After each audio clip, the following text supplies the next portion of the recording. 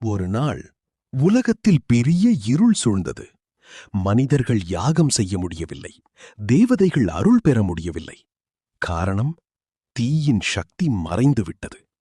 அப்போது அனைவரும் அக்னி பகவானை தேடிச் சென்றார்கள். அக்னி பகவான் ஒளி போல ஜொலிக்கும் தேவர். அவர் இல்லாமல் எந்த ஹோமமும் பூஜையும் முழுமை பெறாது. ஆனால் அந்த நாளில் அவர் கடலின் ஆழத்தில் மறைந்திருந்தார். மனிதர்கள் தீயை நல்லதற்கு பயன்படுத்தாமல் அழிவிற்கு பயன்படுத்துகிறார்கள் என்று வருந்தினார். தேவர்கள் அனைவரும் வந்து, பகவானே, நீங்கள் இல்லாமல் உலகம் இருளாகிவிட்டது, நல்லவர்களுக்கு அருள் தருங்கள் என்று வேண்டினர். அக்னி பகவான் மனம் உருகினார். தீ என்பது அழிவுக்கு அல்ல, ஒளிக்கும் வாழ்வுக்கும் என்று கூறி மீண்டும் வெளியில் வந்தார். அவர் தோன்றியவுடன் உலகம் ஒளியால் நிரம்பியது. யாகங்கள் மீண்டும் நடந்தன. வீடுகளில் விளக்குகள் எரிந்தன.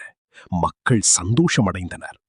அன்று முதல் தீயை மரியாதையுடன் பயன்படுத்த வேண்டும் என்று மக்கள் உணர்ந்தனர். சக்தி எதுவாக இருந்தாலும் அதை நல்ல வழியில் பயன்படுத்தினால் உலகம் ஒளிரும்.